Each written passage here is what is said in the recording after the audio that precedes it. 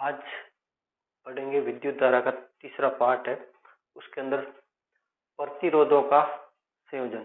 इससे पहले हमने पढ़ा था प्रतिरोध क्या होती है, धारा क्या होती है, ओम का नियम क्या होता है। तो प्रतिरोधों का संयोजन किस प्रकार होगा, उसके अंदर ओम का नियम ही लागू होता है। तो वो अपन सारा पढ़ेंगे। तो प्रतिरोधों का जो संयोजन है वो दो प्रकार से होता है। पहला होता है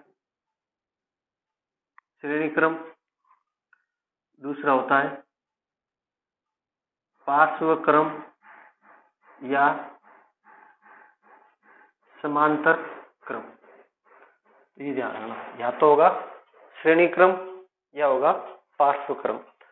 तो इनका संयोजन क्यों किया जाता है कि अपने को अलग अलग परिपथ के हिसाब से यदि कहीं पर प्रतिरोध को बढ़ाना है, प्रतिरोध को क्या है बढ़ाना है, तो अपन श्रेणी क्रम, यदि R का मान अपन को अधिक चाहिए तो क्या करेंगे, श्रेणी क्रम का प्रयोग करते हैं।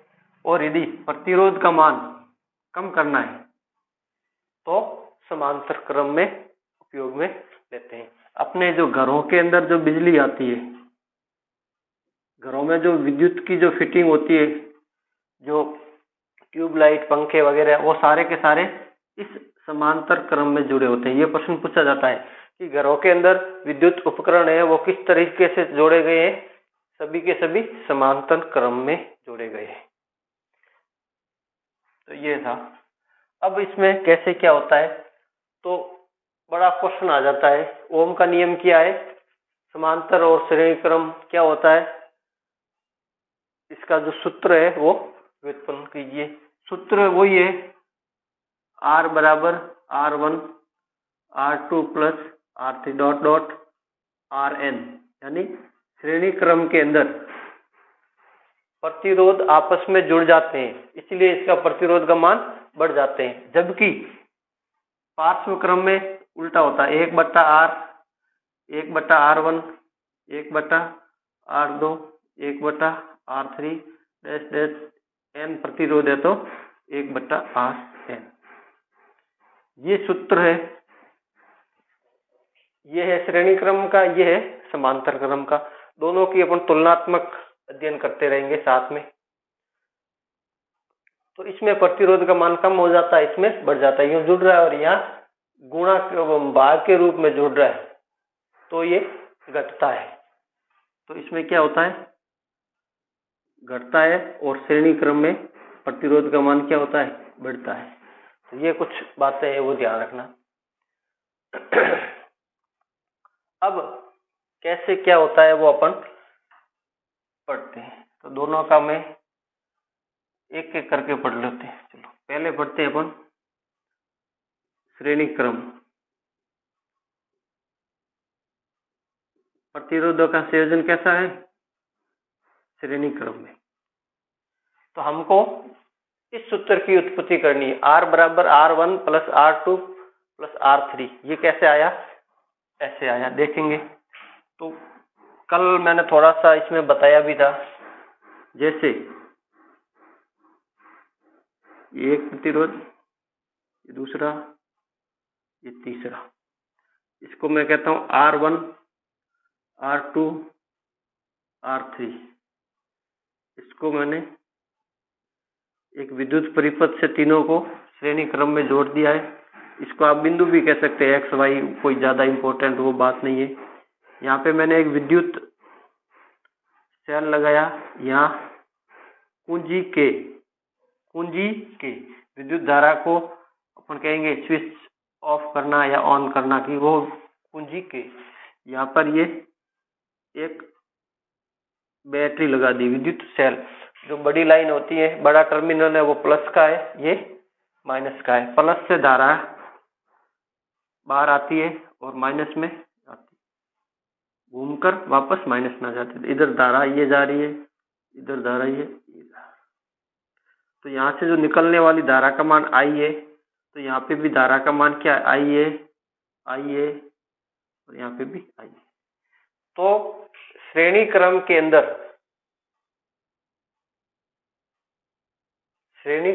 अंदर जो धारा का मान है वो क्या रहेगा, समान रहेगा। तो ये ध्यान रखना है। और यहाँ पर R1 पहला प्रतिरोध है, यहाँ पर जो विभवांतर है वो V1 है, यहाँ V2 है, यहाँ विभवांतर V3 है, और इनका कुल विभवांतर वो किसके बराबर है, ये मैंने इस यहाँ पे एक वोल्ट मीटर इसके लगा दिया। इसके अंदर नहीं लगाया, अमीटर है वो हमेशा श्रेणी क्रम में लगता है, तो मैंने इसके श्रेणी क्रम में लगाया है, लेकिन वोल्ट मीटर हमेशा समांतर क्रम में लगता है, तो ये इसके समांतर, ये इधर धारा जा रही है इसके समांतर में, ये वोल्ट मीटर लगा दिया है। तो ऐसा परिपथ आप दिमाग में सेट कर लो। यदि इस तरह का प्रश्न आया है और आपको ये सूत्र निकालना, तो सबसे पहले श्रेणी क्रम का एक प्रतिरोध, 3 प्रतिरोध ले लिए, पहले पे ये आई धारा आई यहाँ से निकली, तो आई आई आई आई आई और वापस आ गई, तो धारा का मान समान रहेगा। तो कुछ बातें हैं श्रेणी क्रम के। पहला पॉइंट, श्रेणी क्रम में ये आपको रटनी है, याद कर लेना, श्रेणी क्रम में पूरे परिपथ की या पूरे परिपथ में धारा I का मान एक समान रहता है। धारा I का मान एक समान रहता है, जबकि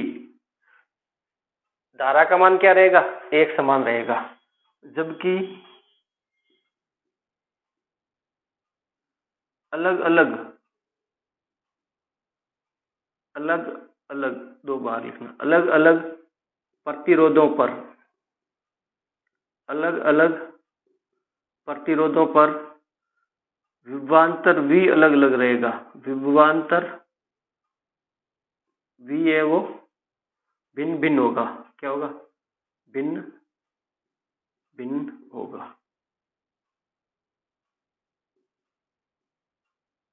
तो ये इंपॉर्टेंट बात है। क्या, श्रेणी क्रम में पूरे परिपथ में धारा का मान समान रहता है, जबकि विभवांतर का मान अलग अलग होगा। इसलिए मैंने यहाँ लिखा V1, V2, V3, लेकिन धारा यहाँ पे भी आई है, यहाँ पे भी आई है और यहाँ पे भी आई है। तो ये ध्यान रखना, श्रेणी क्रम में धारा का मान समान रहेगा, लेकिन विभवांतर का मान अलग रहेगा, और कुल विभवांतर है वो इनके योग के बराबर होगा। तो कुल विभवांतर मैं इसमें निकाल ही देता हूं। तो ये बात आ गई। इसमें आप ऐसे भी लिख सकते हैं, हम जानते हैं कि श्रेणी क्रम में पूरे परिपथ में धारा का मान समान रहता है, जबकि विभवांतर का मान अलग अलग रहेगा या भिन्न भिन्न होगा। अतः परिपथ का कुल विभवांतर V बराबर हो जाएगा, ये जो वोल्ट मीटर मैंने इन तीनों को साथ में लगाया, इन तीनों का योग इसमें आ जाएगा। तीनों का योग क्या होगा, V1 plus V2 plus V3। तो कुल विभवांतर V1 V2 प्लस V3 होगा या नहीं होगा। यहां तक समझ में आई। यहां तक यदि आप आ गए तो आपका उत्तर आ जाएगा अपने आप ही, ये सूत्र आ जाएगा, अपने आप आ जाएगा, कोई ज्यादा दिमाग लगाने की आवश्यकता नहीं रहेगी। बस ये जो याद रखना है, श्रेणी क्रम में धारा का मान समान है, जबकि विभवांतर अलग अलग है। यहाँ पे है V1, यहाँ V2, यहाँ V3, और कुल विभवांतर क्या हो जाएगा, तीनों का जोड़ हो जाएगा। इसका V1 plus V2 plus V3 किसके बराबर हो जाएगा, इस V के। तो मैंने वही लिखा है, कुल विभवांतर V, और वो किसके बराबर होगा, इस सेल का जितना विभवांतर है उसके बराबर होगा। तो यदि मैं ऐसा कहूं, यहाँ पर वोल्ट मीटर का विभवांतर यहाँ का समान है, क्यों है, तो मैं जब समांतर क्रम वाला पढ़ाऊंगा तो उसमें इसकी जगह यह लिखूंगा, समांतर क्रम में पूरे परिपथ का, समांतर क्रम की बात कर रहा हूं मैं, समांतर क्रम में पूरे परिपथ का विभवांतर समान रहता है, जबकि धारा का मान अलग रहेगा। यहाँ पे क्या है, श्रेणी क्रम में धारा समान है, विभवांतर अलग है। यदि इसको मैं बॉक्स के रूप में करता हूं, श्रेणी क्रम, दूसरा है समांतर क्रम को अपन क्या कहते हैं, पार्श्व। तो ये आप एक सारणी के रूप में, श्रेणी क्रम में क्या है, आई समान है, आई मतलब, और इसमें वी समान रहता है। इसमें यदि आई समान है तो ये हो जाएगा भिन्न, विभवांतर भिन्न रहेगा, इसमें धारा वो भिन्न भिन्न रहेगी, यानी अलग अलग मान आएगा। श्रेणी क्रम में धारा का मान समान रहता है लेकिन विभवांतर का मान अलग रहेगा। समांतर क्रम में विभवांतर का मान समान रहेगा लेकिन धारा का मान अलग अलग रहेगा, भिन्न भिन्न रहेगा। तो ये चीजें वही मैंने इसको, तो ये शॉर्ट में है। अपन इसको आगे बढ़ाते हैं।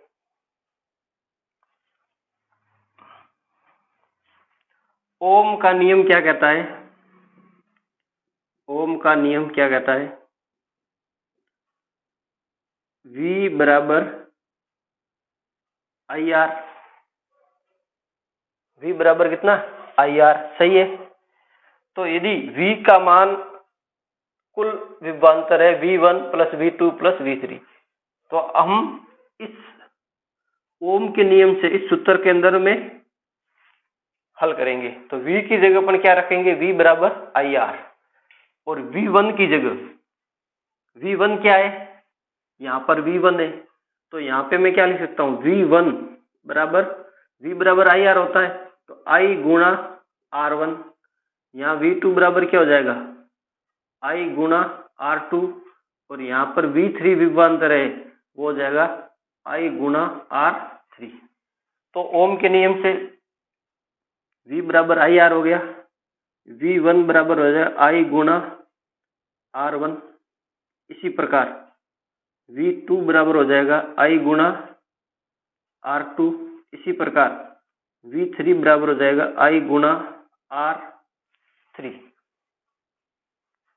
ओम का नियम लगाया मैंने, ज्यादा कुछ नहीं किया। V बराबर आई आर, V1 यहाँ का विभवांतर, यहाँ का जो प्रतिरोध है R1 और धारा का गुणा हो जाएगा, V2 है धारा गुणा R2, V3 है धारा गुणा R3। अलग अलग प्रतिरोध है तो अलग अलग मैंने मान लिख दिए। तो ये और ये, इन चारों का मान है, इस जो समीकरण ये मैं कह देता हूं एक में रखते हैं। तो V बराबर आई आर लिख दिया। V1 बराबर क्या होता है, I R1, V2 बराबर हो जाएगा प्लस है, इसमें प्लस आ गया I R2, और ये हो जाएगा I R3। कोई दिक्कत नहीं होनी चाहिए यहां तक समझने में। या I R बराबर, इसमें भी I है, इसमें भी I है, इसमें भी I है। हमने कहा था श्रेणी क्रम में धारा का मान क्या रहेगा, एक समान। तो धारा का मान समान है तो कॉमन चीज है, उसको मैंने बाहर रख दिया। ये भी I है, I है, I है, तो पीछे क्या है बच्चा, R1 R2, तो इसको कोष्टक में बंद कर लिया। तो यहाँ पे भी I है और यहाँ लेफ्ट हैंड साइड में I है और ये I है, तो अपन ये कट जाएगा ऐसे। तो R बराबर क्या बचा पीछे, R1 R2 प्लस R3, ये सूत्र आ गया। R बराबर R1 R2 प्लस R3, ये वाला। तो ये किसका है, श्रेणी क्रम का। श्रेणी क्रम में यदि प्रतिरोधों को संयोजन करते हैं तो ये सूत्र बनता है, R बराबर R1 plus R2 plus R3। यदि अपन वैसे भाषा में कहेंगे तो बोलने की भाषा या लिखने की भाषा बोले तो श्रेणी क्रम में जो तुल्य प्रतिरोध है इसको अपन क्या कहते हैं, तुल्य प्रतिरोध या परिणामी प्रतिरोध या कुल प्रतिरोध। तुल्य प्रतिरोध है वो परिपथ में उपस्थित सभी प्रतिरोधों का योग होगा, यानी योग क्या हो गया, R1 plus R2 plus R3 हो गया। समझ में आ गई बात। तो ये था, इसका उत्तर आ गया। अब इसमें कुछ आपको यदि n प्रतिरोध दे रखे हैं, जैसे यहां मैंने ये Rn लिखा है, यदि n प्रतिरोध है, कितने प्रतिरोध है, n मतलब कितने भी संख्या में n प्रतिरोध है, तब क्या होगा, R डैश लिख लेता हूं मैं, R1 plus R2 plus R3 plus dot dot dot Rn, जितने भी है उसको अपन ये कर लेंगे। अब एक शर्त कंडीशन करते हैं, यदि सभी प्रतिरोध बराबर है, सभी प्रतिरोध समान है या बराबर है, क्या है, एक जैसे ही है, सभी का मान एक जैसा है, तो मैं क्या कह सकता हूँ, R1 बराबर R2 बराबर R3 बराबर R, सभी का मान क्या है, समान है, माना कि समान है, ये भी 2 ओम का है, ये भी 2 ओम का है, ये भी 2 ओम का है, तो क्या हो जाएगा, जब सभी बराबर है तो R बराबर N R डैश कर लो, N R, N प्रतिरोधों की संख्या, अर्थात इसका मतलब ये निकला, यदि सभी समान प्रतिरोध हैं, प्रतिरोध क्या है, समान, और कब है, श्रेणी क्रम में, यदि श्रेणी क्रम में n प्रतिरोध को n समान प्रतिरोधों को श्रेणी क्रम में जोड़ा जाए, तो उसका जो परिणामी प्रतिरोध या कुल प्रतिरोध है वो कितना हो जाता है, n गुना हो जाता है, n गुना हो जाता है। यदि 10 प्रतिरोध है तो 10 गुना हो जाएगा, 15 प्रतिरोध है तो 15 गुना हो जाएगा। एक उदाहरण देख लेते हैं, कैसे, समझ में आ गया।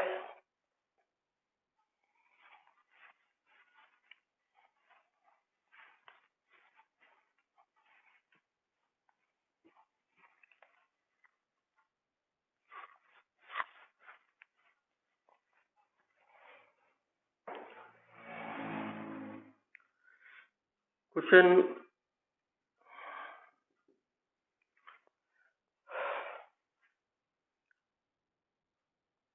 ये 2 ओम है,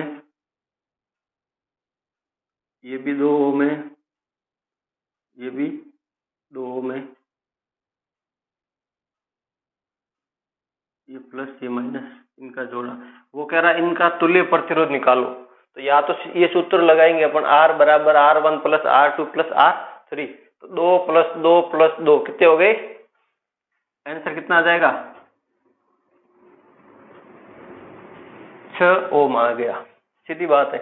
या फिर मैं वो सूत्र लगाता हूँ, R डैश बराबर एन आर, कब है, समान प्रतिरोध है, जब क्या होगा, समान प्रतिरोध है तभी ये सूत्र लगाना है, क्या है, समान प्रतिरोध है, प्रतिरोधों का मान क्या है, समान है, तो 2 का एक प्रतिरोध है, ये भी 2 का एक है, और कुल संख्या कितनी है, 3, तो R डैश बराबर 3 गुणा एक का प्रतिरोध का मान 2, कितना हो गया, 6 ओम, और ये भी 6 ओम, तो वो उत्तर आ गया।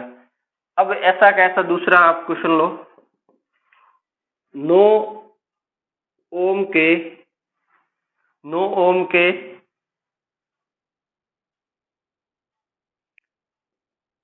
6 प्रतिरोध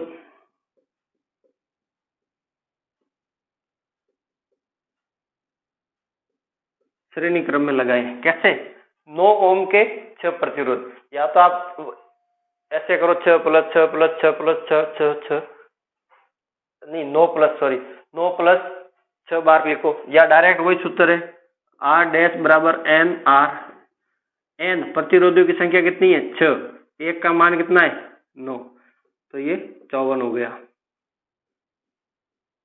54 ओम हो गया, समझ में आ गई बात। दूसरा ऐसा आपको यदि यहाँ पर प्रतिरोध में एक बना देता हूँ, यहाँ पे 5 ओम देख रखा है, ये 6 ओम का है, और ये 10 ओम का है, इसका प्रतिरोध कितना है, सीधा सा जोड़ना है, 5 और 6 11, 11 और 10 21। तो आर डैश बराबर हो जाएगा R1 R2 प्लस R3। कितना है मान, 5 प्लस 6 प्लस 10 कितना हो गया, 22 ओम। तो ऐसा भी प्रश्न आ जाता है कई बार 1 नंबर का। तो ये तो हमने देखा कि यहाँ पर जो प्रतिरोध का मान है वो बढ़ता है। मैंने बताया था श्रेणी क्रम में प्रतिरोध का मान क्या होता है, बढ़ता है। अगला हम देखेंगे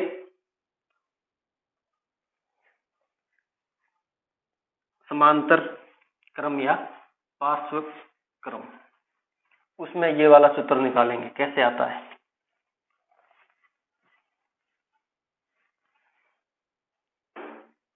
दूसरा है समांतर या पार्श्व क्रम संयोजन। तो इसमें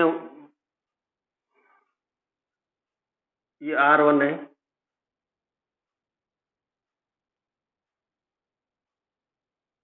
ये R2 है,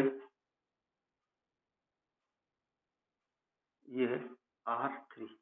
3 प्रतिरोधों को समांतर क्रम में जोड़ा है। यहाँ वही हमने क्या लगा दिया, धारा मापी मीटर, ये प्लस ये माइनस, और यहाँ का वो क्या लगा दिया, समांतर क्रम में क्या लगा दिया, वोल्ट मीटर। यहाँ से धारा आई रवाना होगी, यहाँ भी धारा आई। तो यहाँ से धारा इस बैटरी ई से धारा आई का निष्कासन होता है या रवाना होती है। यहाँ से धारा आई निकलती है, यहाँ पे भी आती है ए मतलब मीटर, धारा मापने का यंत्र। यहाँ से हमने धारा माप दी, कितनी है, यहाँ पर आ गई धारा। यहाँ पर धारा आते ही धारा है वो 3 भागों में बांट गई। इसमें जो धारा गई है वो I1 I2 I3। अब वो एक बच्चा कह रहा है कि इसमें भी तो गई है ना। हाँ, लेकिन इसमें जो धारा है वो नगण्य होती है। इसका प्रतिरोध है वो इतना कम होता है वोल्ट मीटर का, उसको कहते हैं अपन शंट प्रतिरोध। तो वो अपन कैलकुलेट नहीं करते हैं, उसको 0 मान के चलना है। तो ये धारा I1 I2 I3। तो यदि यहाँ पे धारा I है और ये R क्या है, प्रतिरोध 1, ये 2, ये 3, R1 R2 R3 3 प्रतिरोध है। तीनों के अंदर अलग अलग धारा गई है। यहाँ पे जैसे कोई पानी आ रहा है यहाँ से नाली से, आगे 2 रास्ते हैं, तो आधा इधर आधा इधर, तो यह धारा का बंटवारा हो गया है। तो I1 धारा I2 धारा I धारा का बंटवारा आप आगे 12वीं में पढ़ोगे तब आएगा टॉपिक, कितनी धारा का। वो धारा का बंटवारा भी इस प्रतिरोध के मान पर निर्भर करेगा। जहां ज्यादा प्रतिरोध है वहां धारा का मान कम जाएगा, जहां प्रतिरोध कम है वहां धारा ज्यादा जाती है। क्योंकि प्रतिरोधी का नाम ही तो रुकावट है। धारा के प्रवाह में जो रुकावट है वो क्या है, प्रतिरोध। तो जितनी ज्यादा रुकावट होगी उतना धारा का मान कम रहेगा। तो यहाँ पे धारा I1 I2 I3 आ गई। तो मैंने बताया यहाँ का जो विभवांतर है वो इसका विभवांतर इसका इसका इसका क्या रहेगा, समान रहेगा। क्यों रहेगा, क्योंकि ये रहता है। तो वैसे मैंने यहाँ लिखा, वैसे ही लिख देता हूँ। समांतर क्रम में सभी प्रतिरोधों पर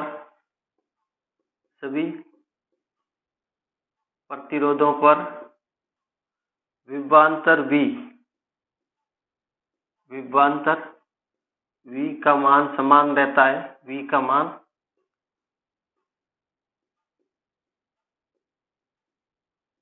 रहता है, जबकि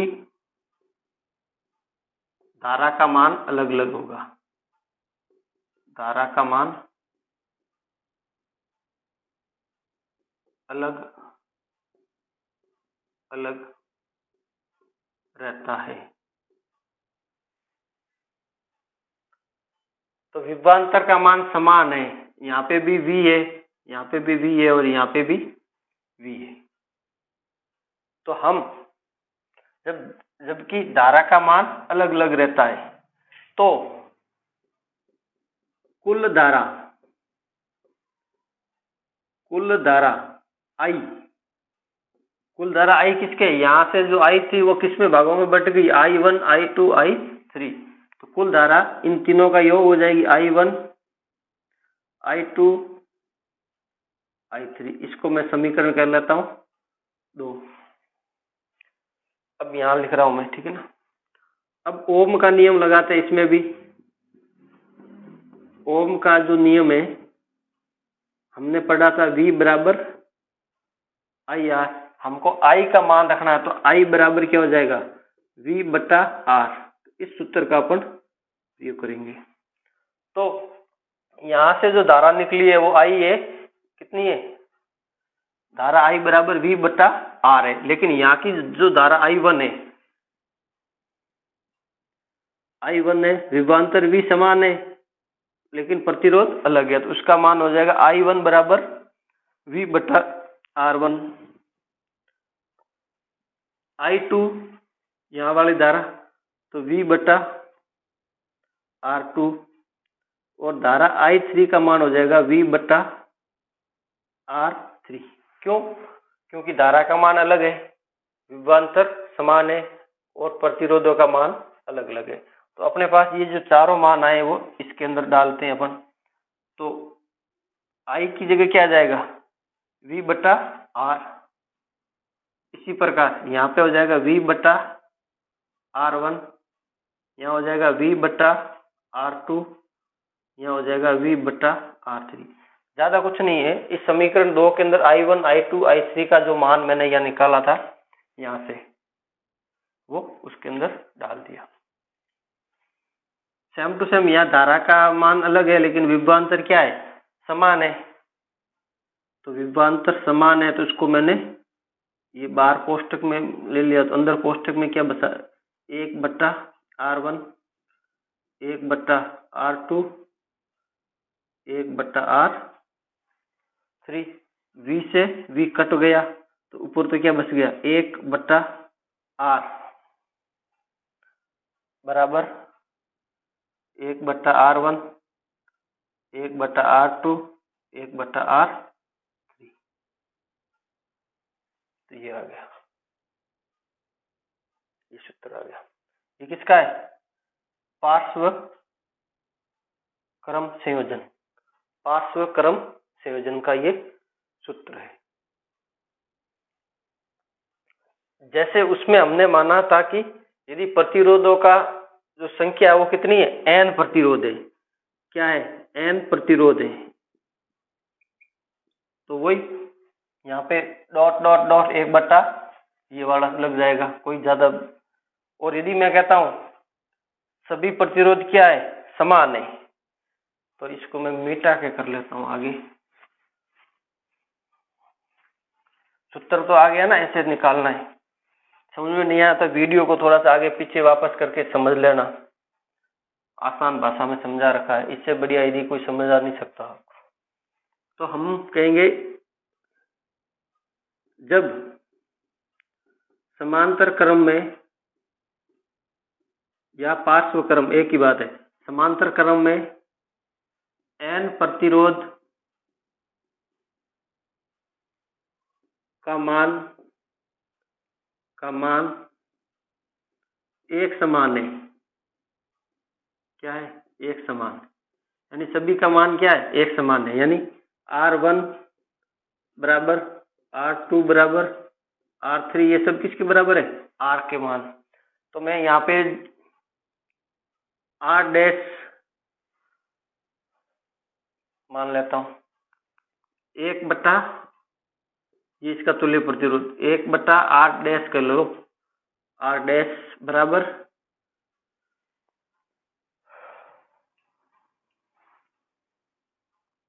एन से गुणा करना, सीधी बात है, एन बटा आर हो जाएगा। ये सूत्र फाइनल नहीं है, इसको हम क्रॉस गुणा करेंगे, आर को इधर ले जाएंगे, इस आर को इधर ले जाएंगे, एन को, यानी या फिर पूरा सा उल्टा, इसको ऊपर ले जाओ, ऊपर नीचे, इसको भी पलटी खिला दो। यदि गणित कमजोर है तो समझ में नहीं आएगा। तो आर डैश बराबर हो गया आर बटा एन।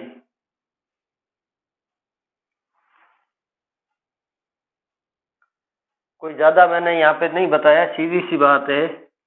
इसको मैं इधर लेके गया हूँ, इसको लेके गया हूँ इधर, और इसको वापस इसकी जगह, तो ये इसकी जगह आ गया, तो इधर आ गया आर,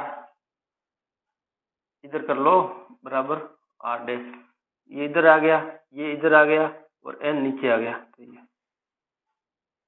इसका क्रॉस गुणा, वज्र गुणा मैंने किया है। तो अपन को क्या, जो तुल्य प्रतिरोध है वो आर बटा एन हो गया। तो अपन क्या कहेंगे, जब समांतर क्रम में एन प्रतिरोध का मान समान है, अर्थात इसका अर्थात क्या होगा, अर्थात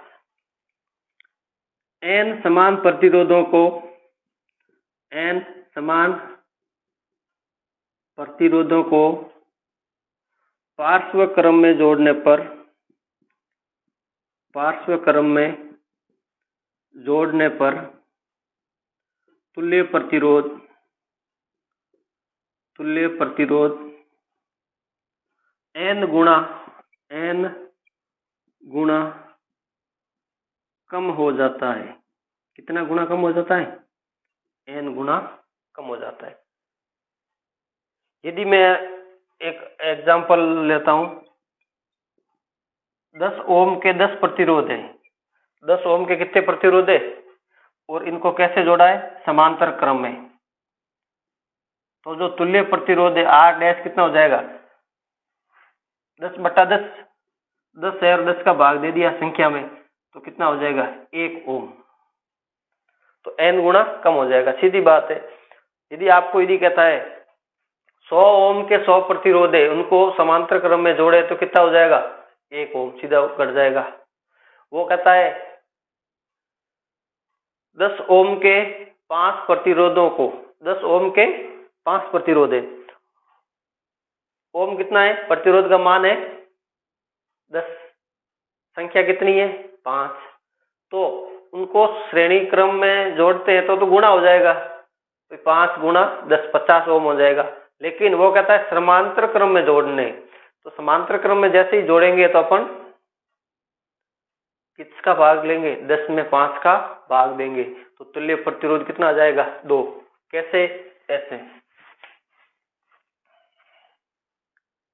आर का मान है 10 ओम है, प्रतिरोधों की संख्या कितनी है 5, और इनको दो तरीके से जोड़ते हैं। पहला जोड़ रहा हूं मैं श्रेणी क्रम में, दूसरा जोड़ूंगा पार्श्व। श्रेणी क्रम में मैंने बताया था समान प्रतिरोधों का जो तुल्य प्रतिरोध है वो एन गुणा हो जाता है, एन मतलब प्रतिरोधों की संख्या, तो आर डैश बराबर एन गुणा आर। तो यहाँ पे कितना है 5, एन है तो 5 गुणा हो जाएगा, तो 5 गुणा 10 कितना हो गया 50 ओम। जबकि पार्श्व क्रम में क्या हो जाएगा, आर बराबर आर बटा एन, एन गुणा कम हो जाता है। तो यहाँ पे जो तुल्य प्रतिरोध है आर डैश बराबर 10 बटा प्रतिरोध की संख्या 5, कितना हो जाएगा 2 ओम हो जाएगा। तो यहाँ पे तो घट रहा है, यहाँ पे बढ़ रहा है, तो वही मैंने बात बताई थी, श्रेणी क्रम में प्रतिरोध का मान बढ़ता है जबकि समांतर क्रम में प्रतिरोध का मान घटता है। इतना आप ये पढ़ लो, बहुत बढ़िया टॉपिक है, ठीक है। आगे इसके कुछ प्रश्न है वो अपन पढ़ेंगे।